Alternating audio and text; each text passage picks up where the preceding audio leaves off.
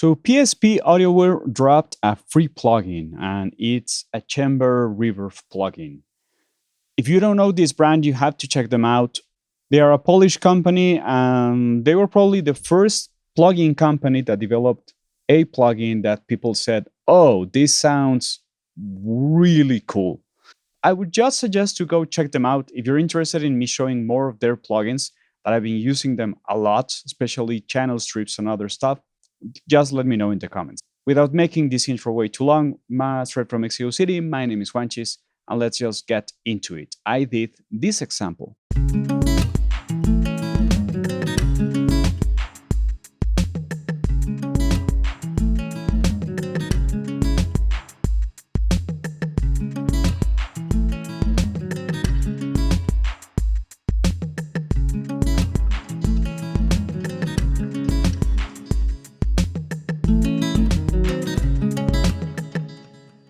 So the free plugin is PSP Chamber, and the big version of this is PSP Verb.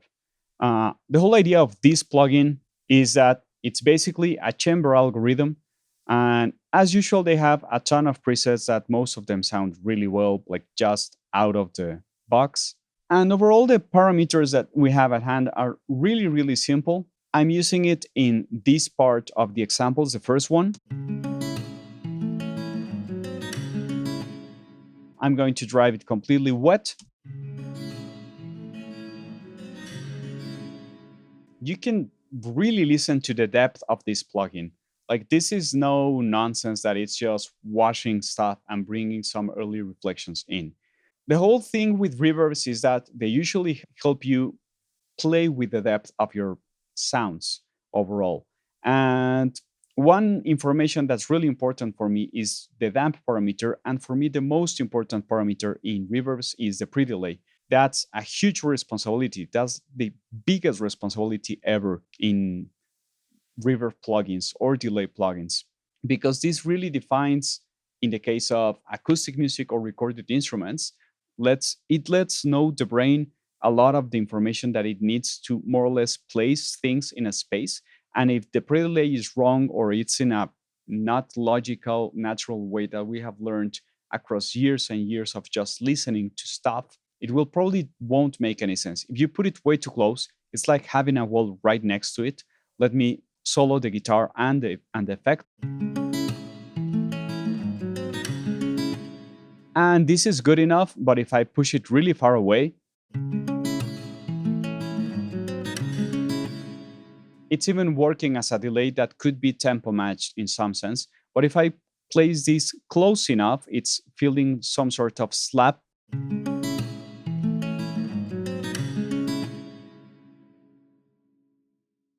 And it's a really easy plugin to just get it sounding right. I can change the size of the reverb. This is the way you should be testing your reverb plugins. You want to listen to that decay. The medium. This is the way you should be listening and testing your reverbs. Just push something through it and listen to the decay. Medium.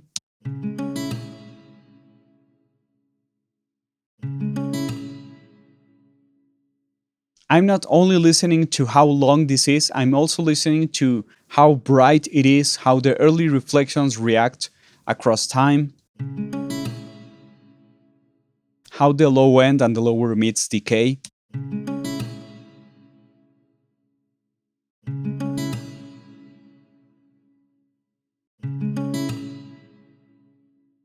If it's quite linear on the decay, or if they are working in different time frames, let's call it that, you have a small EQ to work with it.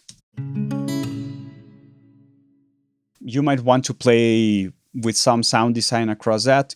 And the width, if you want a really narrow image, because my source is actually mono, or if you want to widen it, or you might want to automate this to widen it. And that's a different feeling, right? These on the right are the alternative 1 and 2 tunings and the legacy, and that's more or less the tone of the room itself.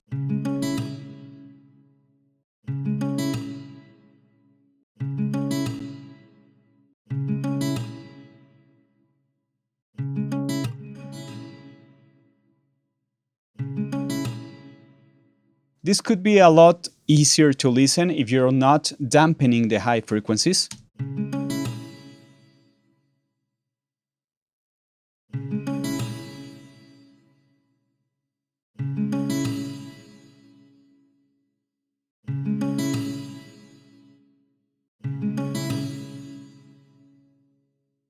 But again, like this is a really easy plugin. It's free now, so go download it, and I really like the sound of it.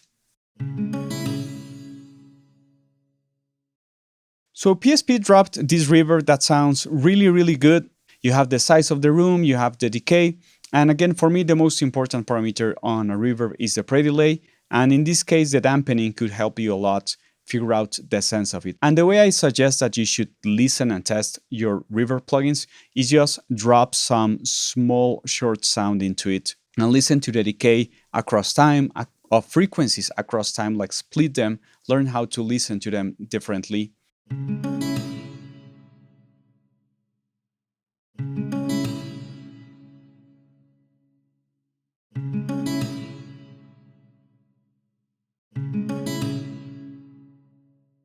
And you might even have a large with really low decay. And that's going to be a really dense reverb, or you can make a small reverb really long. And even though it's going to take a lot of time for it to actually stop sounding, it won't be as dense and it probably won't take too much space. These alternative 1, 2, and legacy are the tones of the room.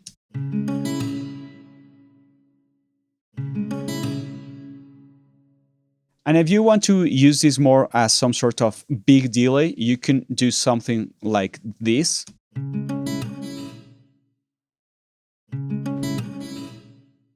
And maybe dampen the high frequency so it doesn't feel so phasey. You can also take advantage that if the source is mono, you can make your reverb mono. Or you can widen it across time.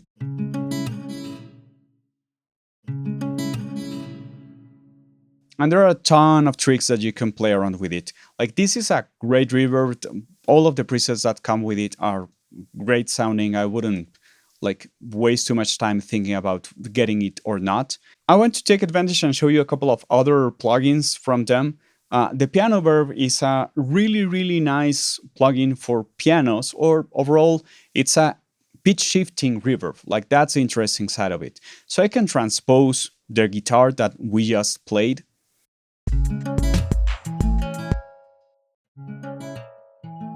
And it's going to get really metallic really fast, so I just have to be careful of how far I'm pushing it. If I want to use it as an effect, or I want to use it more as a realistic kind of vibration. So you can start tweaking and modulating probably the pitch shifting that's going to happen, and just shove it 1 octave up.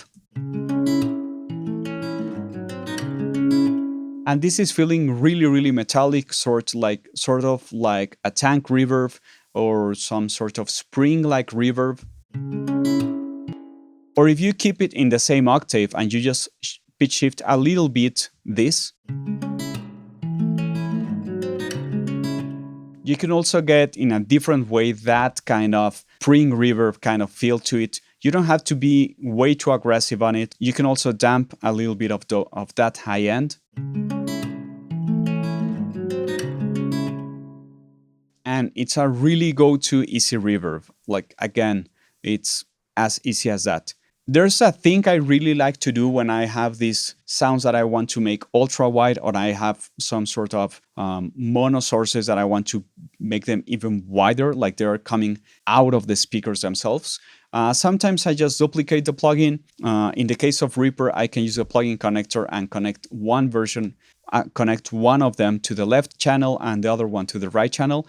I slightly vary their parameters, and I can slightly vary DQ and a couple of other parameters, and this sounds wider.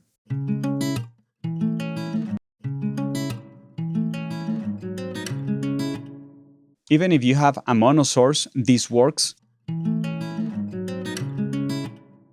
because what you're doing is you're bringing a little bit of difference from one to another. You could also play a little bit with some saturation on both sides, or at least some different saturation on both sides. That way the sound will be much wider. If I just keep playing with their plugins, this is probably one of the best, if not the best, spring reverb that I've heard on digital. Like that sweep of tuning is super precise. You have 4 different modes for the way the springs are arranged. Remember that most of the plugins that you use, usually if you hover your mouse up on top of a parameter, you will get some sort of description. And this is, for me, crucial to know that they know what they're doing. They let you know that maybe you're using some mono source in this case, and you want to turn that into stereo. So let's make it like that and send it into 2 different springs.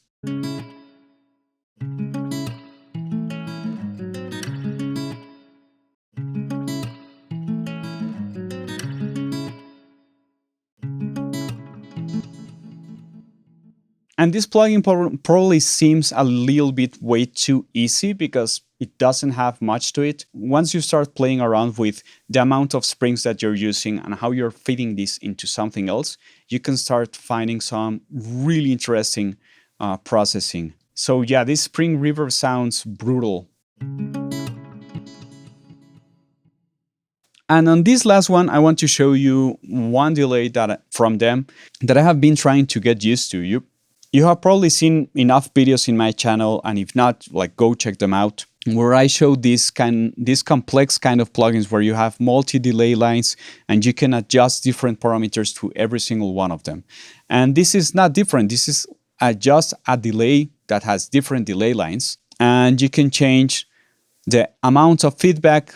And if you want to make the feedback post-processing, like after the filtering and the saturation, and you can move the modules around. This is extremely powerful. Every single delay line will have a balance, a width knob, a gain volume knob, the time parameters. You even have several filters at hand if you want to filter it in a very specific way. You have resonance. Of course, you have the resonance of the filter itself, the gain of the filter. You have the modulation sources. You can even change the phase of the modulator. You can add or subtract a little bit of the depth of it. You can add some drive to it. You can make it pre-filter. And this big screen is really useful because if you switch from one thing to another, you will see that you will always get extra information here. And also, if you are clicking on the knobs, you get extra information here. You can change the waveforms of the LFOs. You can make it sync with you can use the envelope follower for your LFO. You can change the frequency of it. You can change the phase of it, and the envelope follower speed. Like, there's so much to play around with this plugin. So in this case, since we have a delay line, I was thinking that you could maybe try to use this as some sort of end of phrase fill when you have extra space and you don't have any musical relevant stuff and you just want to add something to it.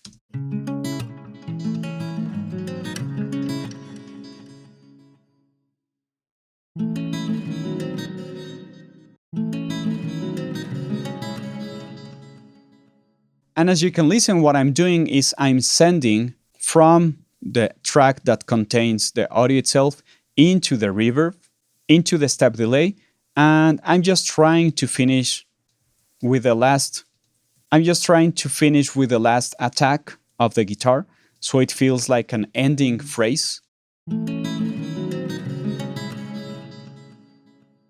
And it starts panning from left to right. And the whole thing with reverbs and delays is that you have to get creative. Any reverb might work, yes, of course. Any delay might work, yes, of course.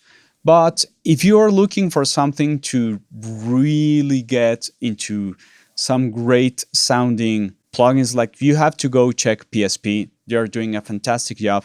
They have a huge collection of plugins. Again, if you want me to share a little bit more of them, I'd be more than happy to do it. This is Infinistrip, also from them. I've been using this in all of the early stages of most of my productions and on many of my mixes because it's just a channel strip and it complements all of the rest of my tools that I have. In this case, you have dynamic processing, you have saturation, you have limitation, an EQ, dynamics. Again, you can drag stuff around. It's great and it sounds super, super good.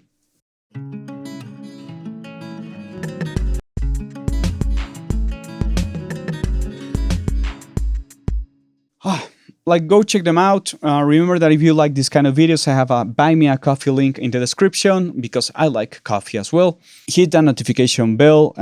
Join us in the Reaper Discord server. I'm straight from Mexico City. My name is Juanchis, and thanks for listening.